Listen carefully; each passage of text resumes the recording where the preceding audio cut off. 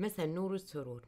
قصتنا اليوم جرت أحداثها بين مصر والإمارات العربية المتحدة لشاب اسمه أحمد، عمره 26 سنة. كان حاله مثل حال عدد لا بأس فيه من الشباب يلي عم يبحثوا عن فرصة عمل ببلدهم، وبلد مثل مصر مو سهل تلاقي فيها هي الفرصة لأنه أغلب شعبها من العنصر الشبابي. ما رح طول بالمقدمة، يلا نبدأ القصة مع بعض. أحمد بهالفترة اللي قاعد فيها بلا شغل اتعرف على شلة من الشباب يلي كانوا بيتعاطوا الحشيش والمسكرات، كل هي الأشياء الممنوعة، وزلت رجله معاهم وصار يتعاطى معاهم. وبعد كتير محاولات منه قدر أحمد يحصل على وظيفة بدولة الإمارات العربية المتحدة. وشو قال لحاله؟ والله لعبت يا زهر وتبدلت الأحوال، وركبت أول موجة بسكة الأموال، مطعم للوجبات السريعة بين دبي والشارقة. وهذا المطعم من المطاعم المشهورة كتير والموجود له أفرع بجميع أنحاء العالم. عرفتون ما؟ يلي إذا أكلت منه بيصيبك عسر هضم وتلبك بالأمعاء. وفعلا أحمد زبط كل وراءه وسافر على الإمارات، وبديت أموره تمشي. وأول شهر، تاني شهر، ثالث شهر كان مبسوط كتير، صار الراتب منيح وحياته بديت تتغير وتتحسن. وبعد حوالي 7-8 شهور الشاب صار يحن لهديك الأيامات تبع رفقاته، وصار بده ممنوعات، يعني بده حشيش وهو مدمن، وانقطع عنه فجأة. صحيح قطعه حوالي 7 شهور، كان مشغول بلذة العمل وفرحان بالراتب والحياة، ولقى حاله أموره كلها مستقرة، صار بده حشيش. وبتعرفوا بدبي كتير صعبة، يعني هي دولة قانون ومشددين كتير، وإذا صادوك رحت فيها. يعني لو الموضوع بمصر كان أسهل شوي من الإمارات، بس هون مستحيل يا أحمد. أحمد تواصل مع واحد من رفقاته بمصر وقال له بدي إياك تبعت لي حشيش على الإمارات. قال له شلون بدي أبعت لك يا هون؟ قال له جيب علبة دواء فيتامين واستعمل ذكائك وحاول تفتح العلبة من فوق بشفرة رفيعة، وبس تقيم الغطاء فرغ منه حبوب الفيتامين وعبي لي إياها كلها حشيش، وسكرها بطريقة فنية بأناملك الناعمة بحيث إذا شافوها بالمطار تبين إنه هي مسكرة من المصنع.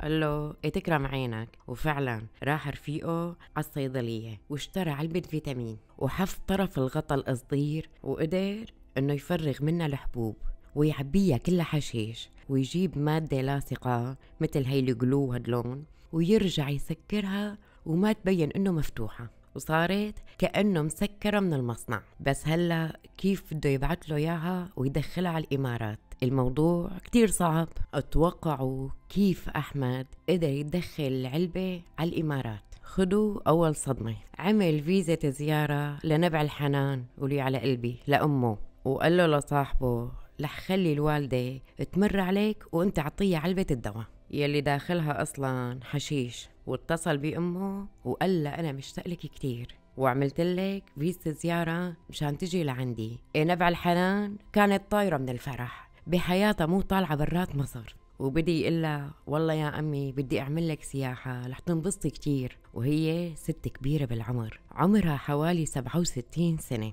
اسمها سعاد خير الله. ولما صار موعد السفر اتصل عليها أحمد وقالها بصي يا حاجة، حيمر عليكي صاحبي حيديكي علبة فيتامينات تجيبيها معاكي، أصلي يا ماما الفيتامينات هنا غالية قوي. قالت له حاضر يا نور عيوني، عاوز حاجة تاني أجيبها معايا؟ حمام محشي مثلا، ولا كم فرخة بلدي يستاهلوا بقك؟ قالها لا لا، بس جيبيلي علبة الدواء هي ومشكورة كتير.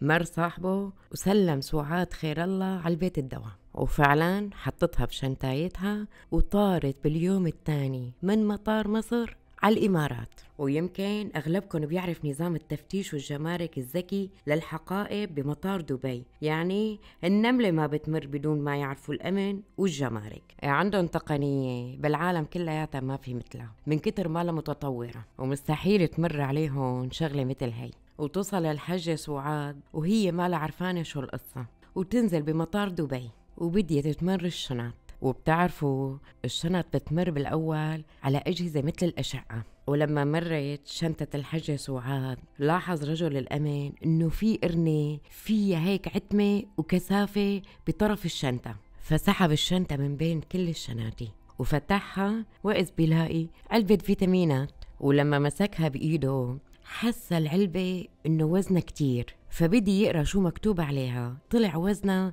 250 جرام. حطها على الميزان، طلع وزنها أكتر من كيلو بشوي. عرف إنه العلبة هي ملعوب فيها. حاول يفتحها ويشوف شو في بقلبها، وإذ بيلاقي مسكرة تذكيرة المصنع. رجعها على الشنطة ومرقها من الجهاز مشان تروح على الإشاط أو السير، هذه اللي بتمشي عليه الشناتي يلي بيصل لعند الناس، وكل واحد بياخد شنطايته، مشان إذا راحوا لعندها وقالوا لها هي الشنطاية إليك، احتمال تقول لا هي الحقيبة ما لإلي، وبده يراقبه من بعيد. ولما وصلت حقيبة الحجة سعاد ومسكتها بإيدها وأخدتها، إجا لعندها الأمن. السلام عليكم. وعليكم السلام. قالوا لها يا حجة هي الحقيبة إليك؟ قالت لهم نعم إلي. قالوا لها متأكدة إنه هي تماما حقيبتك؟ قالت لهم نعم هي حقيبتي. قالوا لها تفضلي معانا شوي. قالت له خير كفل الشر، في حاجة؟ قالوا لها لا ما في شي، بس بدنا نسألك سؤالين.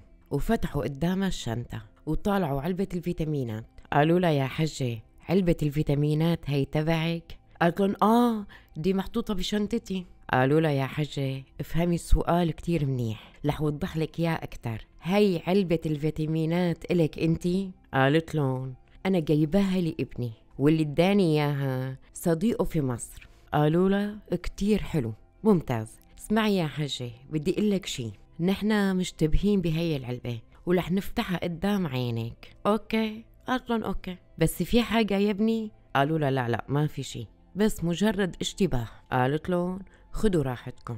وبعد ما يفتحوا العلبة وإذ مليانة حشيش. طبعا الحجة سعاد انصدمت. قالوا لها شوفي يا حجة شوفي بتعرفي هذا حشيش. قالت له لا مو معقولة، أكيد هداك الشاب يلي عطاني إياها بمصر بده يورط ابني أحمد يلي عايش عنكم بدبي.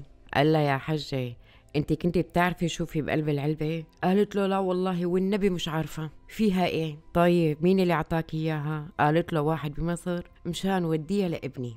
قال له رجل الامن شوفي يا حجة رح قلك اياها بصراحة، انت مرة كبيرة بالعمر وباين عليكي مرة مريضة وتعبانة وما رح تقدري تتحملي التحقيق وتوابعه. اطلعي برا الموضوع ونحن رح نرجع العلبة مرة تانية لقلب الشنطة ونعطيك اياها وتطلعي لعند الباب، ولما بيجي ابنك وبده يستلم نحن بناخد ابنك وانت توكلي على الله يا حجة.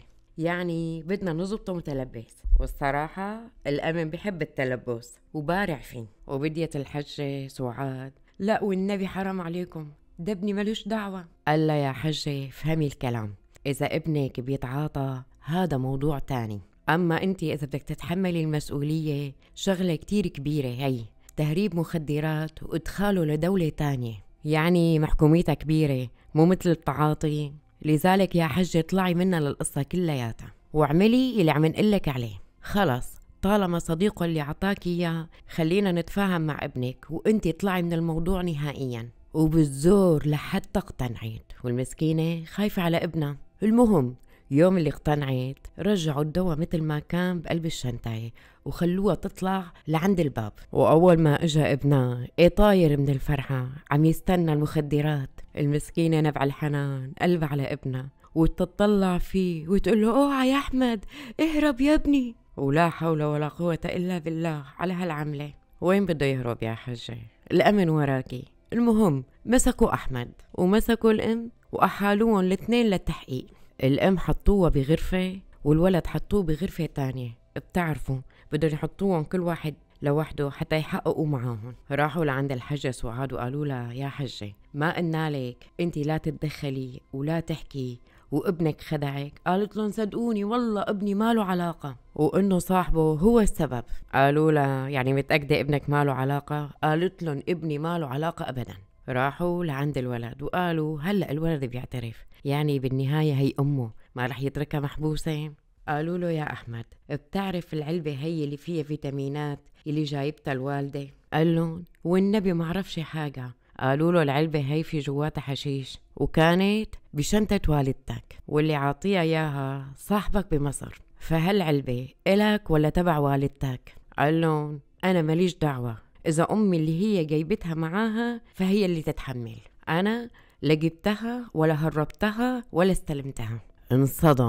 انصدموا رجال الأمن والجمارك والتحقيق بشكل كبير، وقالوا له يا أحمد أنت بتعرف شو يعني هالكلام؟ يعني والدتك عم تهرب مخدرات للإمارات. إذا ما أنت يلي خدعتها وخليت صاحبك يحط العلبة بحقيبتها رح نعتبرها إنه هي مهربة مخدرات. لكن إذا أنت إنسان مدمن عقوبة الإدمان كتير بسيطة وأنت بتعرف، وممكن نحيلك لمركز معالجة المدمنين. هيك بتكون القصة أسهل وأخف من عملية التهريب. قال لهم لا، أنتوا شفتوني آخذ المخدرات بإيدي؟ شفتوني أنا وعم بتعاطى؟ شفتوني أنا مطالعها من الحقيبة بالمطار؟ ولا هي أمي اللي جايبتها؟ قال له المحقق يعني أنت عم تتهم والدتك؟